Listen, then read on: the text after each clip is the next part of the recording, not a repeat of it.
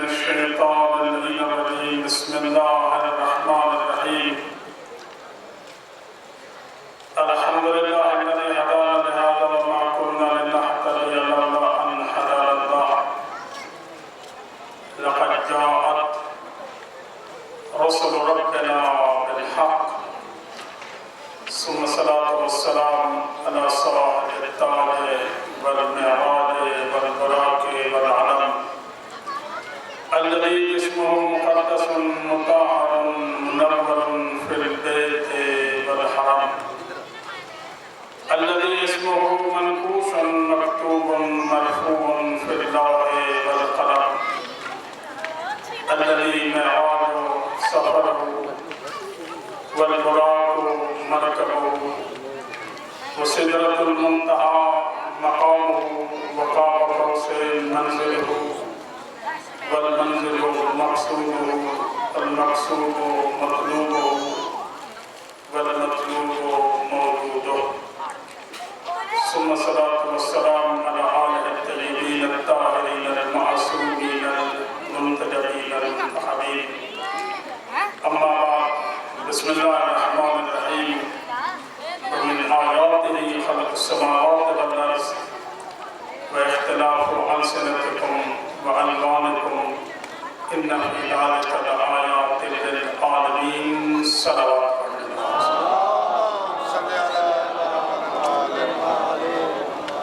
جو حاضرین اس وقت مجلس اعلان شریف ہیں، ان کے لیے مقاصد کی برابری کے لیے صلوات.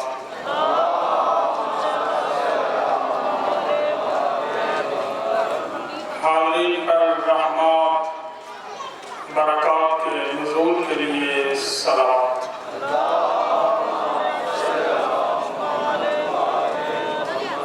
پروردگار سے دعا ہے کہ جنہوں نے اس عشرہ محرم کا اہتمام کیا ہے ان کے زحمات اخراجات کو قبول فرما، حاضرین کے لیے مقاصد پورے فرمائے. اس مسجد و امام بارگاہ کو آباد کرنے والوں کے گھروں کو آباد فرمائے، اور جو انتظامیہ اس کا انتظام کر رہے ہیں ان کی توفیقات خیر میں اضافہ فرمائے، اور جو مریض ہیں یا اللہ انہیں شفاء کاملہ عطا فرما. گھر میں ہسپتالوں مریض ہیں سب کو شفاء کلی عطا فرما. بالاخص اس وبائی مرض کا خاتمہ فرما، اور جو اس کے شکار انہیں صحت عطا فرما. یا اللہ ہماری قوم کو ہمارے گناہوں کی وجہ سے خالی نہ لوٹا. وطن عزیز پاکستان کی محافظت فرما. مل کے صلوات پڑھنے کا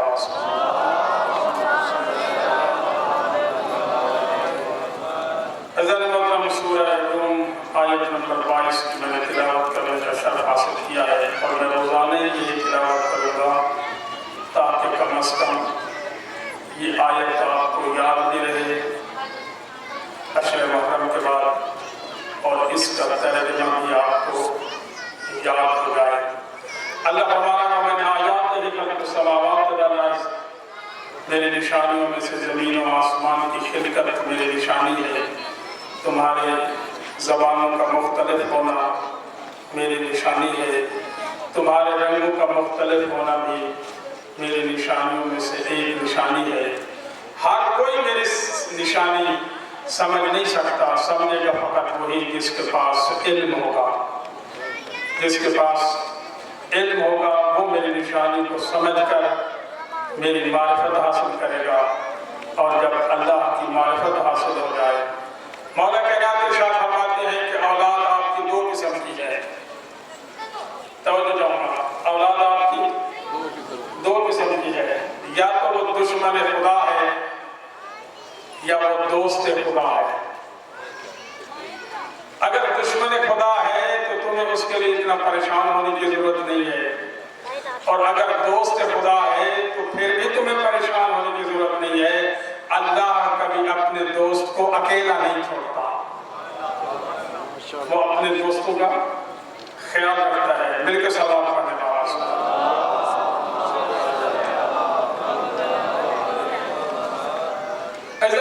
کچھ چیزیں ایسی ہوتی ہیں جو مذہب و فرقہ سے ماورا ہوتی ہیں. اس پہ پوری انسانیت متفق ہوتی ہے.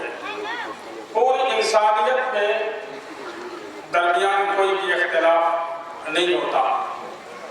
مثلا اگر کوئی انسان کسی شے کو کریٹ کرتا ہے، تخلیق کرتا ہے، اسے بناتا ہے اور بنانے کے بعد اس کے لیے ہدایت نامہ جاری کرتا ہے، تو پوری انسانیت اس پہ متفق ہے کہ جس انسان نے وہ چیز بنائی ہے اس کی ہدایت پہ اگر تم عمل نہیں کرو گے تو وہ شاید اپنے وجود کو باقی نہیں رکھ سکے گی. توجہ ہے.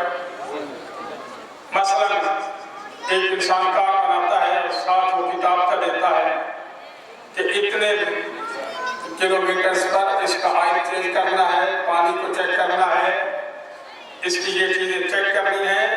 لیکن اگر کوئی شخص اختلاف کرے کہ میں نے نہیں کرنا، میں تو نہیں کرتا، ایسے چلتی رہے گی، تو یہ پوری انسانیت اس پہ متفق ہے کہ اگر تم اس پہ عمل نہیں کرو گے تو یہ چیز فنا کی طرف جائے گی، اپنے بقا پہ باقی نہیں رہ سکتی. اگر آپ کا یہاں میری طرف توجہ ہے تو نتیجہ دینا چاہتا ہوں. اور اس پہ بھی پوری انسانیت متفق ہے کہ اگر کسی کو تم اپنا نوکر رکھ دیتے ہو، غلام رکھتے ہو، اپنے کام کے لیے رکھتے ہو، تو وہ 24 گھنٹے ہی آپ کی اطاعت کرے تو تب وہ آپ کے پاس رہ سکتا ہے. اگر دن میں آپ اسے 10 کام کہتے ہیں، ایک کام کے بارے میں وہ کہتے ہیں میں اس کا عمل نہیں کرتا، وہ آپ کے پاس نہیں رہ سکتا. آپ اسے ٹھہرنے نہیں دیتے، آپ اسے کہتے ہیں تم جاؤ یہاں سے نکلو. اس پہ بھی پوری انسانیت متفق ہے. مذہب و فرقہ سے بالا ہو کر ساری انسانیت کہتی ہے کہ اسے چاہیے کہ وہ 24 گھنٹے اطاعت میں گزارے جس مالک کے پاس وہ کام کر رہا ہے. نمبر 3، اس پہ بھی پوری انسانیت متفق ہے کہ جس شہر میں تم رہتے ہو اس شہر کے قوانین پہ عمل کرنا ہے. اگر اس کے قوانین پہ عمل نہیں کرو گے تو تمہیں شہر میں نہیں رہنے دیا جائے گا. اس پہ بھی پوری انسانیت متفق ہے. اب توجہ چاہتا ہوں، اگر کوئی انسان کوئی شے بناتا ہے، ساتھ ہدایت نامہ جاری کرتا ہے، پوری انسانیت اس پہ متفق ہے. اللہ فرماتا ہے ذرا غور کر، میں نے اس مخلوقات عالم میں سب سے کمال شے جو تخلیق کی ہے وہ اس انسان کو بنایا ہے جس میں نے کوئی نقص نہیں رکھا، اور ساتھ اس کے بقا کے لیے میں نے قرآن مجید نازل فرمایا اور میں نے یہ بتا دیا ہے کہ اگر تم چاہتے ہو کہ تم اپنی زندگی کو بقا کی طرف لے جاؤ، اگر چاہتے ہو کہ تم اپنی زندگی کو جنت میں لے جاؤ اور اس پہ باقی رہو، تو پھر تمہیں اس قرآن کی ہر شک پہ عمل کرنا پڑے گا اور 24 گھنٹے اسلام کے ہر آئینی شک کے تحت ماتحت رہنا پڑے گا. اور اگر تم چاہتے ہو کہ اپنی بقا چاہتے ہو تو جب تم نے اسلام کو قبول کر لیا ہے اور تم سمجھتے ہو کہ میں مسلمان ہوں، تو پھر اسلام کے دائرے کے اندر رہ کر اس کے قوانین پہ عمل کرنے کے بعد تم اپنی زندگی کو باقی رکھ سکتے ہو. اگر تم نہیں کرو گے تو پھر تم جہنم میں جا کر اپنی زندگی کو فنا کی طرف لے جاؤ. اس میں پوری دنیا اور پوری انسانیت متفق ہے. مل کے صلوات پڑھیں گے.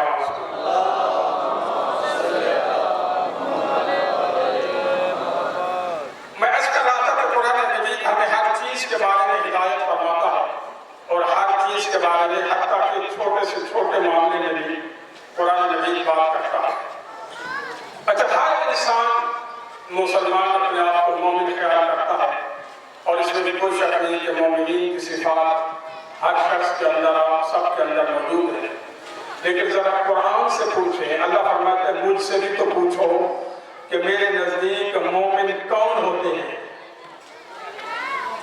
میرے نزدیک مومن کون ہوتے ہیں. ہم کسی دیکھتے محترم میں توجہ چاہتا ہوں کہ یہ جو عقیدہ ہے نا، یہ کسی مولوی کون ہوتا ہے، عالم کون ہوتا ہے عقیدے کو بیان کرنے والا. یہ تو اللہ کی ذمہ داری ہے کہ اس نے اپنے عقیدہ کو کیسے بیان کرنا ہے. اور یہ جو 5 وقت کی تم نماز عقیدے کا اظہار کر رہے ہوتے ہیں کہ پروردگار میں اپنے عقیدے کو بیان کر رہا ہوں، اس پہ میں قائم ہوں، اور دن میں 5 وقت کی نماز پہ آ کر آپ اعلان کرتے ہیں اور اس کے بعد رکوع سجود کر کے عملی طور پر اس کا اظہار کرتے ہیں کہ جس عقیدے کا میں نے اظہار کیا ہے اس پہ میں عمل نہیں کر رہا ہوں۔ مفہوم؟ اللہ اکبر لفظ ہے، کیا لفظ ہے؟ اللہ اکبر۔ یہ آپ ہر نماز میں جب نیت کرتے ہیں اللہ اکبر، رکوع کرتے ہیں اللہ اکبر، سجدہ کرتے ہیں اللہ اکبر، اس کا مفہوم کیا ہے؟ اس کا مطلب کیا ہے؟ اللہ اکبر کا معنی یہ ہے اللہ ہر سب سے بڑا ہے، نہیں، یہ معنی نہیں ہے۔ اللہ کو آپ نے نسبت دے دی مخلوقات کی طرف، اللہ نسبت کے محتاج نہیں ہے، مخلوقات کی طرف نسبت نہیں دیتے۔ اللہ اکبر کا معنی یہ ہے کہ پروردگار تو اس سے بزرگ تر ہے کہ میں تیری بڑائی بیان کر سکوں۔ جب آپ نے نیت کی اللہ اکبر، پروردگار میں اب قیام میں آ گیا ہوں، تیرے حضور کھڑا ہوں، میں تیری کبریائی بیان کر رہا ہوں، قیام ختم ہوا، آپ نے پھر کہا اللہ اکبر، پروردگار میں نے قیام کیا لیکن تیری بڑائی بیان مجھ سے نہیں ہو سکی۔ اپنے آپ کو آپ نے رکوع میں جھکایا اور سبحان ربی العظیم و بحمدہ کی تسبیح بجا لانے کے بعد پھر کھڑے ہونے کے بعد کہا اللہ اکبر، پروردگار میں نے رکوع کیا لیکن تیری بزرگی، تیری بڑائی مجھ سے بیان نہیں ہو سکی۔ اپنے آپ کو آپ نے سجدے میں گرانے کے بعد پھر کہا سبحان ربی الاعلی و بحمدہ۔ یہ آخری منزل تھی عاجزی و انکساری کی۔ پھر آپ اٹھ کے بیٹھے، کہا اللہ اکبر، پروردگار میں نے اپنا ناک زمین پہ رکھا، اپنی پیشانی میں نے زمین پہ رکھی، لیکن تیری بڑائی مجھ سے پھر بھی بیان نہیں ہو سکی۔ نماز ختم کرنے کے بعد آپ نے 3 مرتبہ کہا اللہ اکبر، پروردگار میں نے نماز ختم کرنی ہے، میں نے ہر کوشش کی ہے کہ تیری بزرگی بیان ہو سکے لیکن تیری بڑائی مجھ سے بیان نہیں ہو سکی۔ اللہ فرماتا ہے مجھ سے پوچھو، میری نگاہ میں مومن کسے کہتے ہیں؟ انما المؤمنون الذین اذا ذکر اللہ وجلت قلوبهم واذا تلیت علیہم آیاتہ زادتہم ایمانا وعلی ربہم یتوکلون۔ اللہ فرما رہا ہے مومن میری نگاہ میں، توجہ دیکھیں، انما کا معنی جہاں پہ استعمال ہوتا ہے صرف اور صرف کا معنی ہوتا ہے، فقط اور فقط۔ جیسے آپ آیت تحریم پڑھتے ہیں انما یرید اللہ لیذھب عنکم الرجس، فقط اور فقط اللہ کا ارادہ یہ ہے کہ اہل بیت سے دور رکھے جس طرح دور رکھنے کا حق ہے۔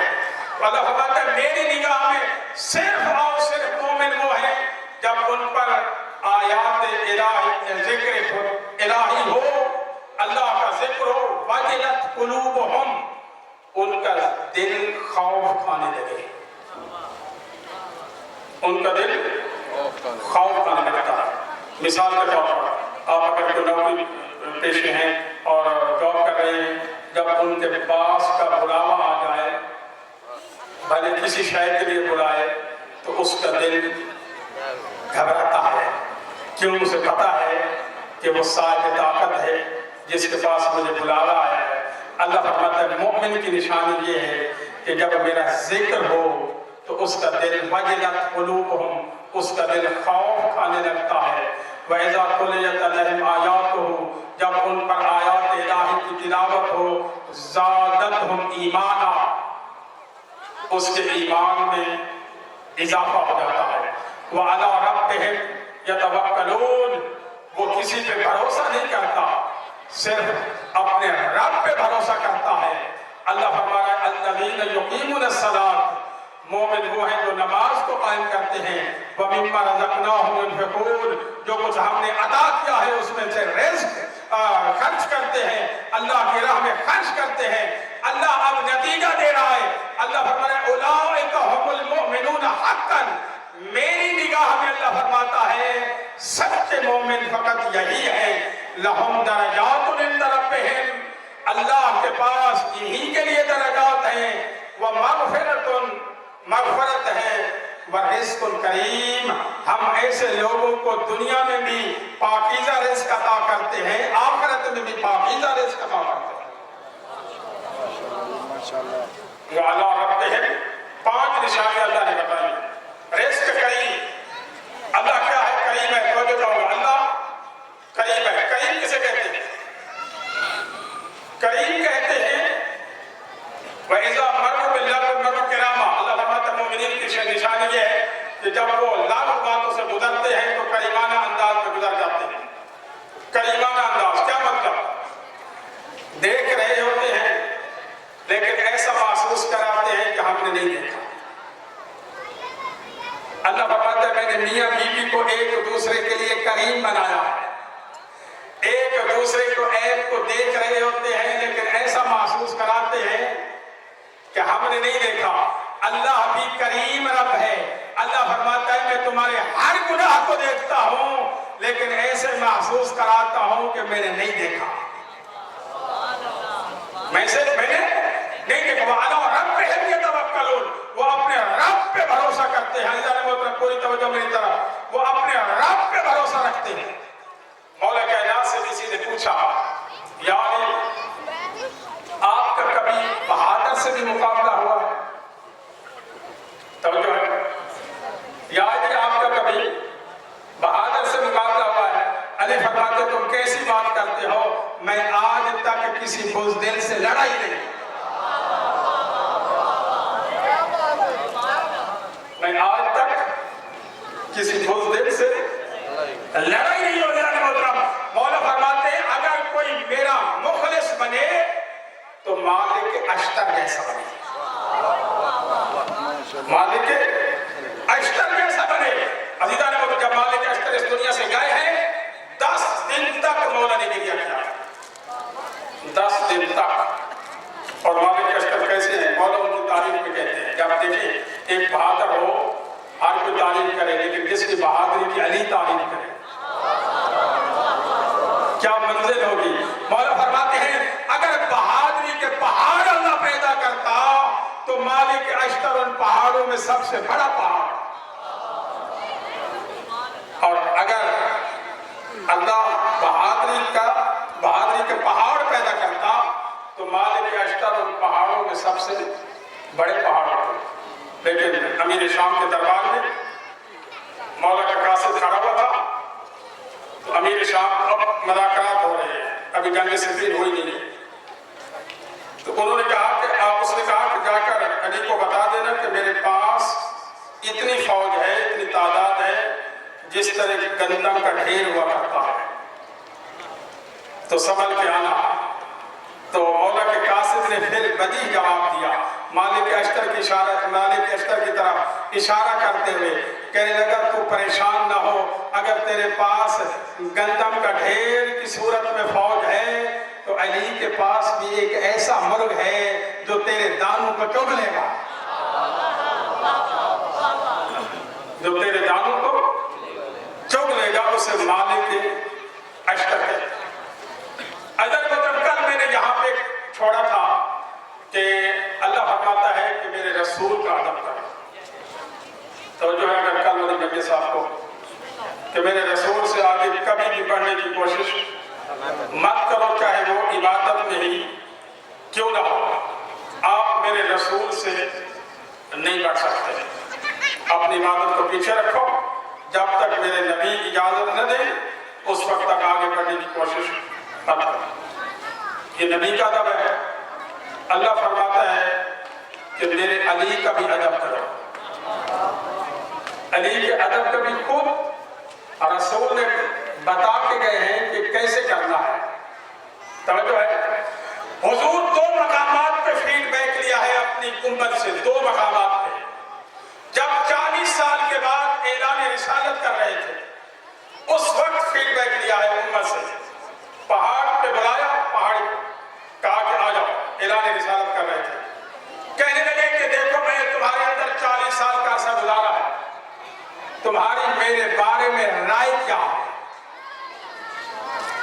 تمہاری میرے بارے میں رائے کیا ہے، میں نے 40 سال کا عرصہ گزارا ہے آپ لوگوں میں، اب کس سے رائے لے رہے ہیں؟ توجہ چاہتا ہوں، کس سے سے رائے لے رہے ہیں کفار مکہ سے اپنے بارے میں. تو حضور نے جب یہ بات کی تو سب نے بیک زباں ہو کر کہا کہ اے محمد ہم نے اس کائنات عالم میں آپ سے بڑھ کر کوئی سچا نہیں دیکھا. یعنی صادق و امین کا لقب کس سے ملا ہے؟ کفار مکہ سے. سارے یہ کہتے تھے انت صادق انت صادق انت صادق. کہنے لگے کہ ہم نے آپ سے بڑھ کر سچا نہیں دیکھا. تو حضور فرماتے اگر میں کہوں اس پہاڑ کے پیچھے لشکر آ رہا ہے تو مان جاؤ گے؟ سب نے بیک زباں ہو کر کہا ہم مان جائیں گے، کیونکہ ہم نے آج تک آپ کی زبان سے جو بھی سنا ہے سچ سنا ہے. تو حضور فرماتے ہیں تو پھر میری بات سنو، اگر تم جاؤ اور تمہیں لشکر نظر نہ آئے تو پھر تمہاری میرے بارے میں رائے کیا ہوگی؟ کہنے لگے ہم اتنا سمجھیں گے ہماری آنکھیں اندھی ہو گئی ہیں، تو سچ کہتا ہے. ہماری آنکھیں اندھی ہو گئی ہیں، آپ سچ کہتے ہیں. تو حضور نے فرمایا قولوا لا الہ الا اللہ. بس اتنا کہنا تھا. یہ جو عقیدہ ہوتا ہے نا انسان کے اندر، یہ بڑا پاورفل ہوتا ہے. یہ کوئی معمولی عقیدہ نہیں ہوتا. اس کو توڑنا یا اس کے خلاف بات ہونا بہت مشکل کام ہوتا ہے، بہت مشکل. تو سب نے حیران کی عالم میں کہا یہ آپ نے کیا کہا؟ یہ مشکل ہے. گھر میں آ گئے، اللہ فرما رہا ہے کہ ایک شخص آگے بڑھا، پیچھے ہٹا، چل رہا تھا. چلتا چلتا کہتا ہے، اللہ فرماتا ہے قتل کیف قدر قتل کیف قدر قتل کیف قدر. یہ مر جائے، یہ کیسے غور و فکر کرتا ہے، یہ مر جائے. یہ اللہ فرما رہا ہے، میں آیت کا ترجمہ کر رہا ہوں، یہ مر جائے میرے نبی کے بارے میں کیسا سوچ و بچار کرتا ہے. آخر پہ کہنے لگا ھذا سحر یؤثر، یہ ایک جادوگر ہے. اچھا یہ جادو کیا ہوتا ہے؟ کیوں جادوگر کہا؟ جادوگر کیوں کہا؟ یہ پہلا الزام لگایا نبی پہ جادوگر کا کہ جادو کے نتیجے میں ہوتا ہے اختلاف. جادو کے نتیجے میں کیا ہوتا ہے؟ اختلاف ہوتا ہے، رشتے ٹوٹ جاتے ہیں، بربادی آ جاتی ہے، ایک دوسرے کے دشمن بن جاتے ہیں. تو اس نے کہا کہ جو ہی نبی نے یہ اعلان رسالت فرمایا ہے ہر گھر کے اندر اختلاف پیدا ہوا ہے. بیٹا کہہ رہا ہے یہ سچ کہہ رہا ہے، بوڑھا کہہ رہا ہے، باپ کہہ رہا ہے نہیں. لیکن وہاں پہ ابھی بات آ گئی ہے. نبی فرماتے ہیں جب میں نے اعلان رسالت کیا دو لوگوں نے میرا زبردست ساتھ دیا، ان پہ میں خوش ہوں. ایک نوجوانوں نے اور ایک غریب افراد نے. غربا، یہ میری آواز پہ لبیک تھا، ان پہ میں خوش ہوں. تو اس مقام پہ حضور نے فیڈ بیک لیا امت سے. اور دوسرا اس منزل پہ جب قوم غدیر کے موقع پر حضور تشریف لے آئے اور اللہ نے وہاں پہ یہ آیت اتاری یا ایھا الرسول بلغ ما انزل الیک من ربک وان لم تفعل فما بلغت رسالہ. میرا حبیب پہنچا دیجئے جو کچھ میں نے آپ پہ نازل کیا ہے. اگر آپ کو کوئی خوف ہے لوگوں کا تو اللہ آپ کو لوگوں سے بچا لے گا. اللہ نے محترم یہاں پہ نبی نے امت سے فیڈ بیک لیا ہے کس چیز کا اعلان کرنے کے لیے؟ علی کی ولایت کا اعلان کرنے کے لیے. حضور فرماتے ہیں میں نے 23 سال کے عرصہ میں تبلیغ رسالت کی ہے. میرا تم سے سوال فقط یہ ہے کہ آیا میں نے حق کے تبلیغ رسالت ادا کیا ہے یا نہیں کیا؟ سب نے بیک زباں ہو کر کہا یا رسول اللہ ہم اقرار کرتے ہیں کہ آپ نے تبلیغ رسالت کا حق ادا کیا ہے. کیا مطلب؟ حضور فرماتے ہیں اگر میں نے نماز کا حکم دیا ہے تو میں نے خود نماز ادا کی ہے. اگر میں نے روزے کا حکم دیا ہے تو میں نے خود روزہ رکھا ہے. اگر میں نے حج کا حکم دیا ہے تو خود میں نے حج کیا ہے. اگر میں نے جہاد کا حکم دیا ہے تو خود میں نے جہاد کیا ہے. لیکن جب سب نے بیک زباں ہو کر کہا یا رسول اللہ ہم اقرار کرتے ہیں، ہم اقرار کرتے ہیں کہ آپ نے تبلیغ رسالت کا حق ادا کیا. حضور نے دوسرا سوال کر دیا کیا تم سمجھتے ہو کہ میرا حق تمہاری جانوں پہ زیادہ ہے یا تمہارا حق ہے؟ کہنے لگے یا رسول اللہ ہم اقرار کرتے ہیں کہ آپ کا حق ہماری جانوں پہ زیادہ ہے. جب ماحول بن گیا، ذہن آمادہ ہو گئے، اس وقت حضور نے فرمایا جو یہ سمجھتا ہے کہ میرا حق اس کی جان سے اس سے زیادہ ہے تو میں یہ اعلان کرتا ہوں من کنت مولا ہو فہذا علی المولا.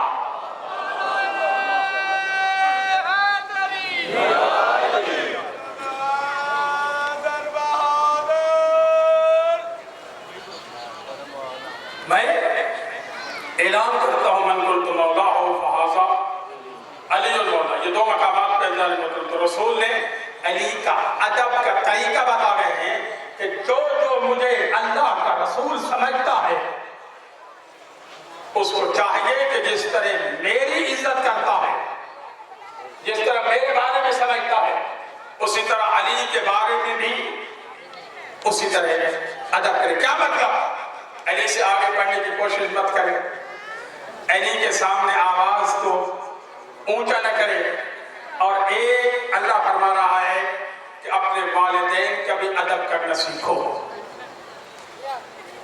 اپنے والدین کا بھی ادب کرنا. ایک علماء بتاتے ہیں ادب، ایک اللہ خود بتا رہا ہے. اللہ بتا رہا ہے کہ آپ کس طرح ادب، انشکرنی والدین، میرا شکر بجا لایا کرو اور اپنے والدین کا شکر بجا لایا کرو. بڑا گہرا جملہ ہے کہ اپنے شکر کے ساتھ اللہ نے والدین کے شکر کو رکھا، لیکن والد کا تذکرہ نہیں فرمایا اللہ نے. پھر ارشاد فرمایا حملت امہ وہنن علی وہن، ماں کا اس لیے شکر بجا لایا کر کہ اس نے دکھ پہ دکھ سہتے ہوئے تجھے اپنے شکم رحم میں رکھا. دکھ پہ دکھ سہتے ہوئے اللہ فرماتا ہے کہ اگر تم کوئی مجھ سے سوال کرے کہ اگر میرے والدین مشرک ہوں تو پھر اللہ فرماتا ہے ان جاہدک ان تشرک بی ما لیس لک بہ علم، اگر وہ تمہیں اس بات پہ مجبور کرے کہ میرا کسی کو شریک بناؤ فلا تطعہما، تو اس معاملے میں والدین کی اطاعت نہیں کرنی. لیکن اللہ فرما رہا ہے والدین مشرک ہونے کے باوجود اگر کبھی تمہارے سامنے آ جائیں وَصَاحِبْهُمَا فِي الدُّنْيَا مَعْرُوفًا، میں تمہیں قطعاً اجازت نہیں دیتا، میں قطعاً اجازت نہیں دیتا کہ والدین تمہارے مشرک ہوں، لیکن تمہاری آواز تمہارے والدین کی آواز سے اونچی ہو جائے. اللہ فرماتا ہے جب بھی تم ان سے بات کرنا صاحبہما فی الدنیا معروفا، جب بھی ان سے بات کرنا دنیا میں تمیز کے دائرے میں بات کرنا، آرام سے بات کرنا. حضرت اویس کرنی کا نام سنا ہے؟ سب کو معلوم ہے کس حوالے سے مشہور ہے؟ عاشق رسول کے حوالے سے، یعنی ان کے دل میں عشق رسول تھے، عشق رسول تھا. ایسے ہی ہے. لیکن آپ کو آج بتاتا چلو حضرت اویس کرنی نے پوری زندگی میں رسول کی زیارت ہی نہیں کی. پوری زندگی میں رسول کی زیارت نہیں کی. ماں بوڑھی تھی گھر میں، ماں سے پوچھتے ہیں اماں میرا دل کرتا ہے کہ میں رسول کی زیارت کے لیے جاؤں. ماں کہتی ہے میں اجازت نہیں دیتی، آپ میرے پاس بیٹھ جاتا ہے. کچھ عرصے کے بعد پھر آتا ہے ماں مجھے اجازت دے، میں رسول کی زیارت کے لیے جانا چاہتا ہوں. ماں کہتی ہے نہیں میں اجازت نہیں دیتی. پھر بیٹھ جاتا ہے. اصرار بڑھتا چلا گیا. جب اصرار بڑھتا چلا گیا، عزیزان محترم پوری توجہ میری طرف، اصرار بڑھتا چلا گیا. ماں نے فرمایا کہ چلے اب میں اجازت دیتی ہوں، لیکن شرط میری یہ ہے کہ آپ اتنے دن وہاں پہ ٹھہریں گے مدینہ میں، پھر واپس آ جائیں. حضرت اویس کرنی جوش میں، شوق میں، ذوق میں فوراً تیار ہوئے اور رسول کی زیارت کے لیے چل پڑے. وہاں پہ پہنچے، پتہ چلا نبی مدینہ سے باہر ہے. بڑا پریشان ہو گئے، کہنے لگے کمال نہیں ہوئی، اتنے عرصے سے میرے دل میں عشق رسول، زیارت رسول کا شوق تھا، اتنی مدت کے بعد اجازت ملی ہے اور آج پتہ چلا ہے کہ نبی موجود ہی نہیں.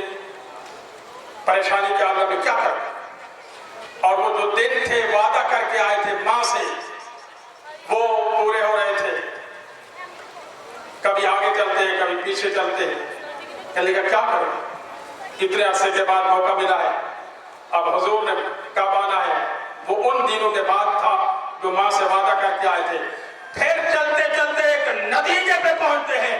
کہتے ہیں کہ میں بغیر زیارت رسول کے چلا جاتا ہوں کیونکہ مجھے ماں کا احترام میرے رسول نے ہی تو بتایا.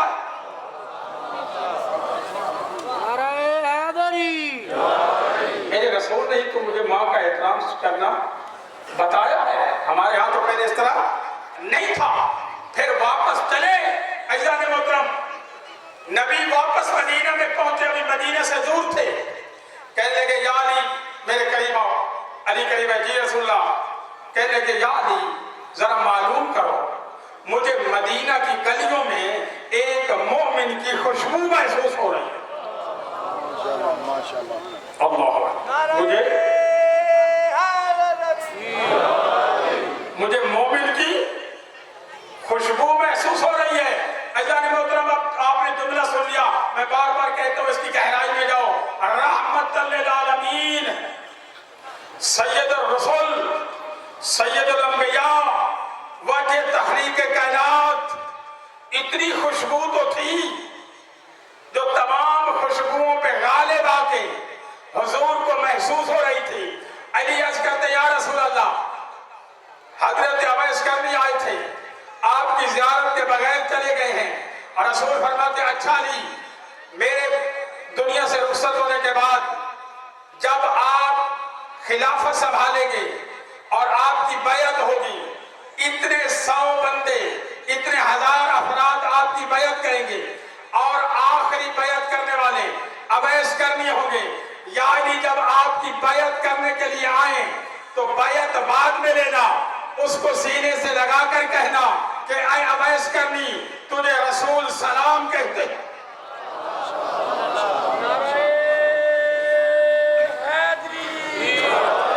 اللہ اکبر, آپ کو رسول سلام کہتے ہیں. کیوں؟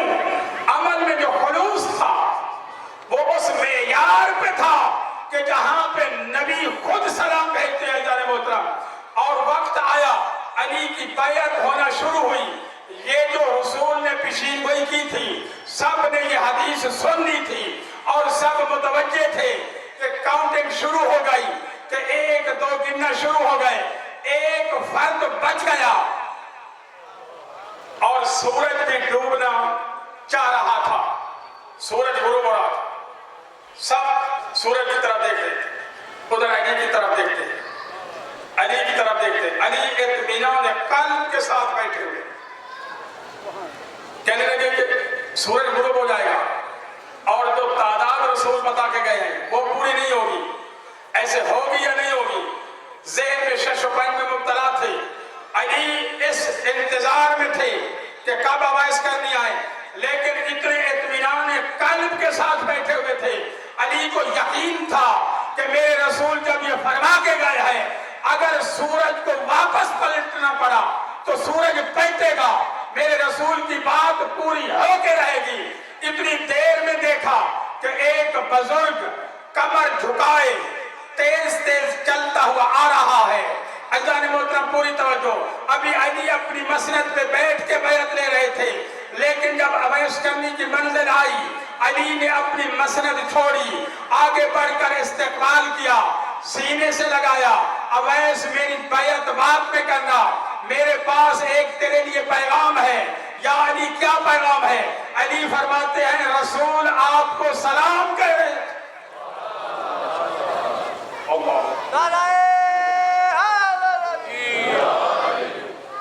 رسول آپ کو سلام کہہ رہے ہیں. عزیز محترم, اب ہم میں سے ہر کوئی بندہ سوچے کہ آیا واقعاً ہم امام کی اتنی ہی عظمت کا احساس کر رہے ہیں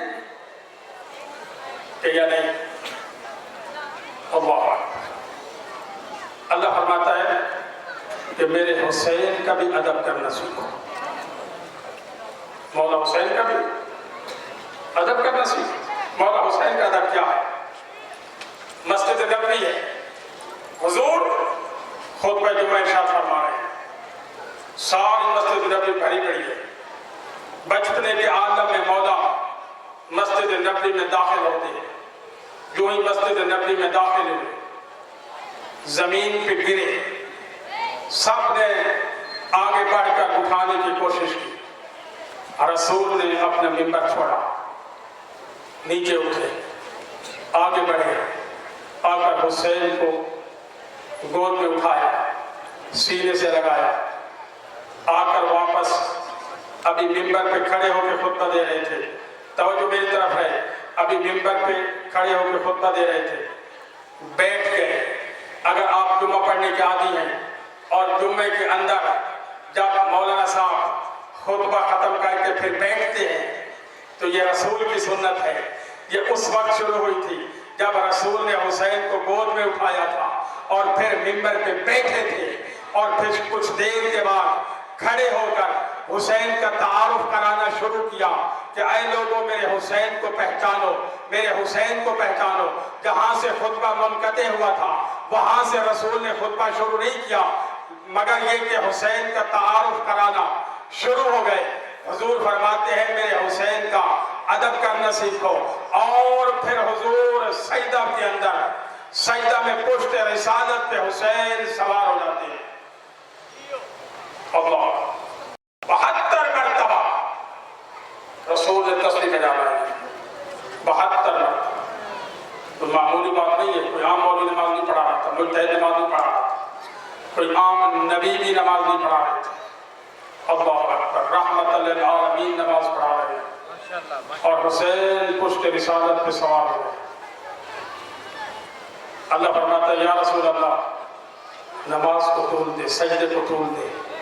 حضور نے تسبیح بڑھانا شروع کی، تسبیح بڑھانا شروع کی. سبحان ربی الاعلی و بحمدہ، تسبیح بجا لائی. حسین اپنی مرضی سے اترے. رسول نے حسین کے ادب کا طریقہ سکھا دیا کہ اگر نماز کی حالت میں پشت رسالت پہ سوار ہو جائے تو ادب کی منزل یہ ہے کہ حسین کو اتارنا نہیں ہے. حسین اپنی مرضی سے اترے تو اترے. عزیز محترم ایک اور بات آپ کو بتاتا چلوں. مولا حسین جب مدینہ سے رخصت ہو رہے تھے مجھے آپ انصاف سے بتائیں کہ کوئی عام شخصیت تھے مولا حسین؟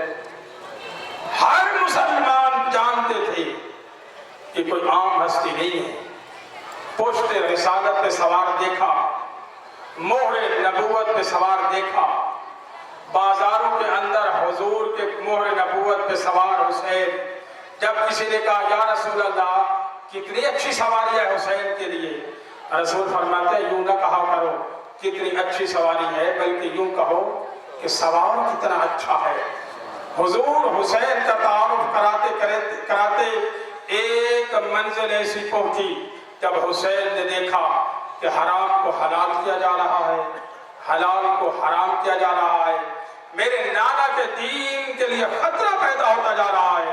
تو اس وقت مولا حسین نے فیصلہ کیا اور یہ جملہ ارشاد فرماتے ہوئے یہاں سے رخصت ہوئے کہ میرا مدینہ چھوڑنے کا مقصد کوئی حکومت حاصل کرنا نہیں ہے، کوئی مال و دولت حاصل کرنا نہیں ہے. میری حکومت، میرا جہاں پہ نکلنے کا مقصد فقط یہ ہے اصلاح ہے امت جدی. میں اپنے نانا کی امت کی اصلاح کرنے کے لیے یہاں سے نکلا ہوں. عزیز محترم اسی جملے کے لیے میں نے تمیز باندھی ہے. مولا حسین نے کسی کو بلایا نہیں ہے جاؤ میرے ساتھ، نہ کسی کو خط نہیں لکھا. 3 خط ملتے ہیں کہ جن کو لکھا، 3 کے علاوہ کسی کو خط نہیں لکھا. کیوں؟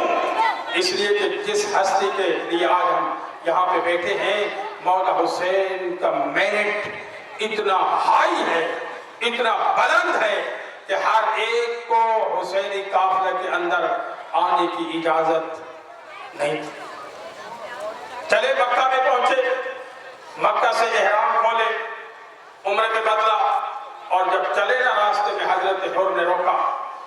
اس وقت مولا نے اپنے پہلے مذاکرات ہوئے حر کے ساتھ اور مولا نے اپنا پہلا کردار وہاں پہ پیش کیا ہے. کربلا کی منزل شروع ہوئی. مولا فرماتے ہیں عباس اکبر دیکھ نہیں رہے یہ پیاسے ہیں، یہ سارا لشکر حر کا لشکر پیاسا ہے، اسے پانی پلاؤ. سب نے پانی پلانا شروع کیا. مولا پانی پلا دیا. مولا فرماتے ہیں دیکھو ان کے جانوروں کے پاؤں گرم ہو رہے، آپ ایسا کرو کہ پانی جانوروں کے پاؤں کے اوپر گراؤ تاکہ یہ ٹھنڈک محسوس کرے. مولا ان کو یہ بتا رہے تھے کہ ابھی چند دن کے بعد آپ نے 7 محرم کو مجھ پہ پانی بند کرنا ہے. تمہیں میرا یہ کردار معلوم ہونا چاہیے کہ میں آج تم سے کیسا سلوک کر رہا ہوں. تمہیں میرا یہ سلوک یاد ہوگا، ہو سکتا ہے تم مجھ پہ پانی نہ بند کرو۔ عزیزان محترم، کچھ دیر کے بعد کربلا کے میدان میں جب پہنچے، تاریخ بتاتی ہے کہ مولا کی سواری نے چلنے سے انکار کیا۔ جب چلنے سے انکار کیا نا، مولا فرماتے ہیں کیا وجہ ہے، اس جگہ کا نام کیا ہے؟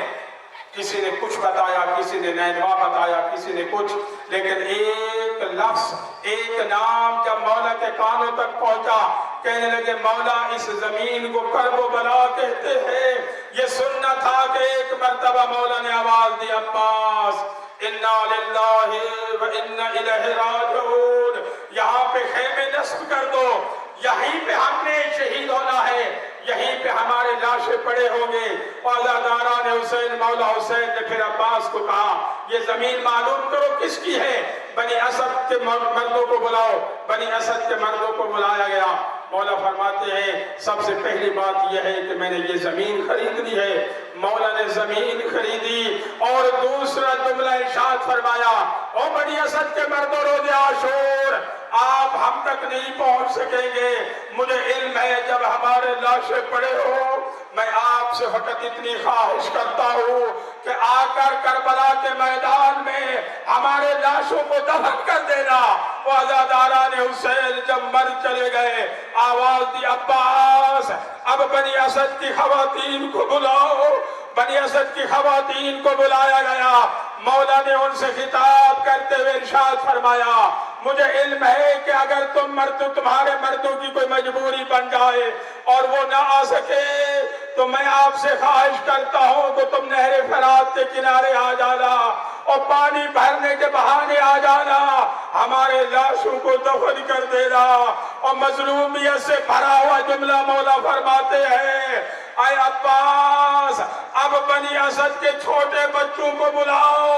چھوٹے بچوں کو جب بلایا گیا، مولا بچوں سے خطاب کرتے ہوئے ارشاد فرماتے ہیں، اے بچوں اگر کوئی مجبوری بن جائے آپ کے والدین کی اور وہ نہ آ سکے، تم آ جانا اس کربل کے میدان میں، اپنے چھوٹے چھوٹے ہاتھوں میں ریت اٹھانا اور ہمارے لاشوں پہ گراتے رہنا۔